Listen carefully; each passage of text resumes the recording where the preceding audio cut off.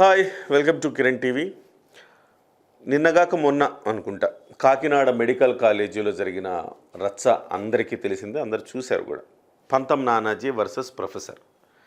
అక్కడ రంగరాయం medical college, Kakinada medical కాలేజీలో ఒక ఆట స్థలాన్ని వినియోగించుకునే అంశం మీద కొంత వాగ్వాదం జరిగింది.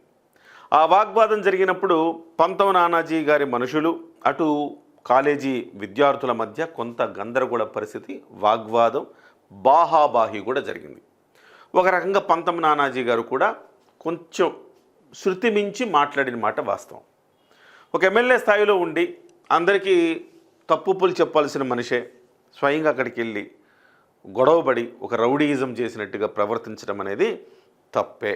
అది జనసేన ఎమ్మెల్యే అయినా, వైసీపీ ఎమ్మెల్యే అయినా, టీడీపీ ఎమ్మెల్యే అయినా మీరు చేసింది తప్పు. అయితే ఇక్కడ తప్పే, కానీ ఆ తప్పుని మరింత రాజేసే ప్రయత్నం వైసీపీ చేస్తున్నట్టుగా కనపడుతోంది. ఎస్సీ ఎస్టీ అట్రాసిటీ కేసు పెట్టాలని, స్ట్రైకులని, బందులని, సో హాస్పిటల్లో సర్వీసులు నిలిపివేయటమని, ఈ రకంగా చెయ్యాలనేసి పెద్ద ఎత్తున ప్రణాళిక రచిస్తున్నారు. ఇక్కడ ఒక విషయం నేను చెప్పదలుచుకున్నా. మనకి పూర్వకాలంలో మామూలు మన పురాణాల్లో కానీ మన ఇతిహాసాల్లో కానీ ఒక మాట ఉంటుంది, పశ్చాత్తాపానికి మించిన ప్రాయశ్చిత్తం లేదు. అంటే మనం ఒక తప్పు చేసామనుకోండి క్షణికావేశంలో, దానికి ప్రాయశ్చిత్తం అంటే ఇప్పుడు మర్డర్ చేసేసి కొట్టేస్తే, చంపేసే ప్రయత్నం చేస్తే ఖచ్చితంగా కోర్టులు ఉంటే శిక్షలు వేస్తాయి. అది కాదు నేను అంటున్నా. పొరపాటున ఒక మనిషిని ఏదైనా అన్నాం, లేకపోతే పొరపాటు జరిగింది, ఆ పొరపాటుకి ప్రాయశ్చిత్తం. సో పశ్చాత్తాపానికి మించిన ప్రాయశ్చిత్తం లేదని అంటుంటారు కదా. ఇవాళ పంతం నానాజీ గారు పశ్చాత్తాపడుతున్నాను, నన్ను క్షమించండి అని అడిగారు. అయినప్పటికీ కాకినాడ కాలేజీలో అల్లర్లు చెలరేగే ప్రయత్నం అయితే వైసీపీ చేస్తుంది. ముఖ్యంగా ద్వారంపూడి చంద్రశేఖర్ రెడ్డి నేతృత్వంలో ఈ ప్రణాళిక అంతా రచిస్తున్నట్టుగా కనపడుతోంది. సో పంతం నానాజీ గారు వెళ్ళి, అయ్యా క్షమించండి, బేషరతుగా క్షమాపణ చెప్తున్నా, అన్కండిషనల్గా క్షమాపణ చెప్తున్నా, తప్పైంది నాది అని ఆ ప్రొఫెసర్ గారికి చెప్పారు. అలాగే మీరందరూ కూడా దయచేసి నా మాట విని ఇలాంటి స్ట్రైకులు గట్రా చెయ్యొద్దు, సో ప్రజలకు సంబంధించిన కార్యక్రమాలని నిలిపివేయొద్దని చెప్పేసి ఆయన అడిగారు. ఆ విజువల్ ఒక్కసారి మనం చూద్దాము. ఆ విజువల్లో ఆయన ఏం చెప్తున్నారు, ఎంత స్వేచ్ఛగా మాట్లాడుతున్నారండి. ఆ విజువల్లో చూడండి ఒకసారి. జనసేన పార్టీ సిద్ధాంతాలకు భిన్నంగా ఎప్పుడైనా జరిగితే ఖచ్చితంగా దానికి సంబంధించి అధినేత పవన్ కళ్యాణ్ గారు డెఫినెట్గా స్పందిస్తారు. చూడండి ఒక్కసారి.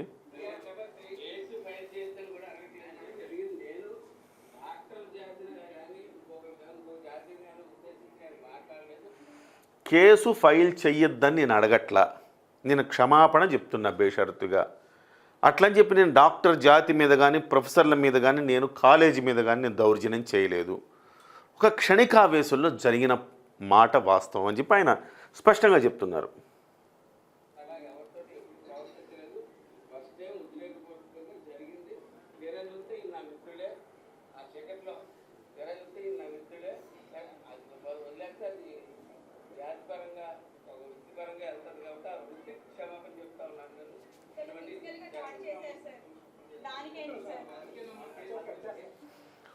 అక్కడ స్టూడెంట్స్ అడుగుతున్నారు, ఫిజికల్గా దాడి చేశారు కదా సార్, మరి దాని సంగతి ఎస్ మీరు క్షమాపణ చెప్తున్నారు, సో దుర్భాషలు ఆడినందుకు క్షమాపణ చెప్తున్నారు, ఫిజికల్గా దాడి చేశారు కదా దాని మాట ఏంటి అని అడుగుతున్నారు.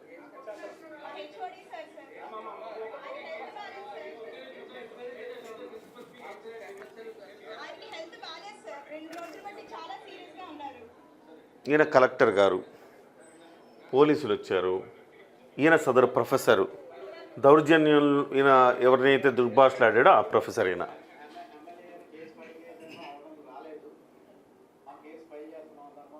అది ఎమ్మెల్యే గారు కేసు ఫైల్ చేయొద్దు అని చెప్పడానికి రాలేదు. సహజంగా ఏం జరుగుతుందంటే రాజకీయ పార్టీల్లో ఇటు వైసీపీ కావచ్చు, తెలుగుదేశం పార్టీ కావచ్చు, ఇలాంటి సంఘటనలు జరిగినప్పుడు అసలు ఆ స్పాట్కే రారు వాళ్ళు. ఆ స్పాట్కి రాకుండా మేనేజ్ చేస్తారు, వెళ్ళి రాజీ ఫార్ములా కుదిర్చి కేసు పెట్టకుండా చేస్తారు. కానీ ఓపెన్గా వెళ్ళి కాలేజీకి వెళ్ళి ఎస్ మీరు కేసు పెట్టండి, నో ప్రాబ్లం, కానీ నేను చేసిన తప్పని నేను భావిస్తున్నానని ఆయన చెప్తున్నారు.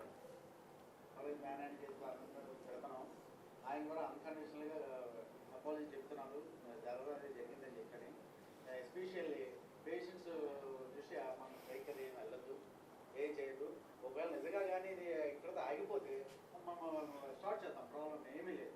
కానీ 2-3 రోజులు కంపల్సరీ ఎఫ్ఐఆర్ ఫైల్ అవుతుంది. ఎందుకంటే first we have to identify the culprits. ఏది పెట్టి నేనే ఇస్తాను కంప్లైంట్, ఇచ్చిన తర్వాత ఎఫ్ఐఆర్ వేస్తాను. ఎమ్మెల్యే గారు ఏమన్నా సార్, ఎమ్మెల్యే గారు ఏమన్నా సో మీరందరూ నాకు కోఆపరేట్ చేసినందుకు.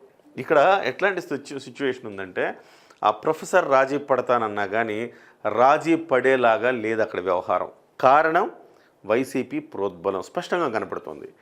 ఆయన ప్రొఫెసర్ ఏమంటున్నారు, ఆయన అన్కండిషనల్గా నాకు క్షమాపణ చెప్పారు, సో ఖచ్చితంగా నేను ఎఫ్ఐఆర్ ఫైల్ చేస్తానంటే అందులో A1గా ఎమ్మెల్యేని పెడతారా లేదా, మీరు ఎందుకు ఫిజికల్ దాడి జరిగితే మీరు ఎందుకు కేసు పెట్టరు అని చెప్పి రివర్సు ఆయన మీద సానుభూతి కాదు కదా, వైసీపీ ప్రోద్బలంతో ఆయన్ని కొంత ఇబ్బంది పెట్టే ప్రయత్నం కూడా బలవంతంగా ఆయన చేత SC/ST అట్రాసిటీ కేసు పెట్టించే ఒక ప్రయత్నం గట్టిగా వైసీపీ నుంచి వస్తోంది అని చెప్పుకోవాలి మనం.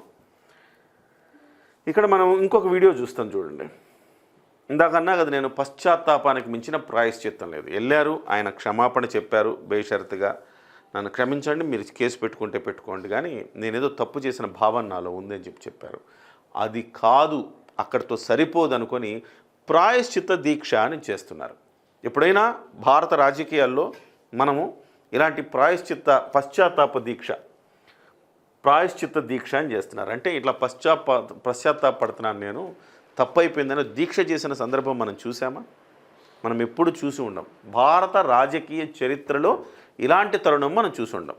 అలాగే మొన్నటికి మొన్న పవన్ కళ్యాణ్ గారు నిన్ననే ఆదివారం రోజు ఆయన దీక్ష తీసుకున్నారు. లడ్డూలో కలిపే నెయ్యి ఏదైతే ఉందో ఆ నెయ్యిలో జంతు అవశేషాలు ఉన్నాయన్న మాట వినిపించింది. ఇది ఎందుకు మా దాకా ఎందుకు రాలేదు, ప్రతిపక్షంలో ఉన్నాను, అక్కడ లడ్డూ తయారు చేసేవాళ్ళు కావచ్చు, లేకపోతే పాలక మండలి సభ్యులు కావచ్చు, వీళ్ళందరూ ఉన్నారు కదా, వాళ్ళు ఎవ్వరు కూడా నా దృష్టికి ఎందుకు తీసుకురాలేదన్న ఒక బాధ నాలో ఉంది అని చెప్పేసి ఆయన చెప్తూ ఆ గిల్ట్గా ఫీల్ అవుతున్నాను నేను, ఇది తప్పు జరిగింది, భగవంతుడికి నేనే ప్రాయశ్చిత్తం చేసుకుంటా అని చెప్పేసి ఆయన 11 రోజుల పాటు దీక్ష చేస్తున్నారు. యథా రాజ తథా ప్రజ అన్నట్టుగా ఆయన నాయకుడు ఏమైతే చేస్తున్నాడో ఆ ఎమ్మెల్యే కూడా ప్రాయశ్చిత్త దీక్ష అని చెప్పేసి ప్రాయశ్చిత్త దీక్ష చేస్తున్నారు. అంటే రాజకీయాల్లో విలువలు ఉన్నాయి అని చెప్పడానికి విలువలున్న రాజకీయాన్ని మనకు మళ్ళీ పరిచయం చేస్తున్నందుకు పవన్ కళ్యాణ్ గారిని, జనసేన పార్టీని మనం అభినందించాలా లేకపోతే నిందించాలా? సరే, పోనీ గత ప్రభుత్వాలు విషయం మాట్లాడుకుందాం మనం. గత ప్రభుత్వంలో ఏం జరిగింది?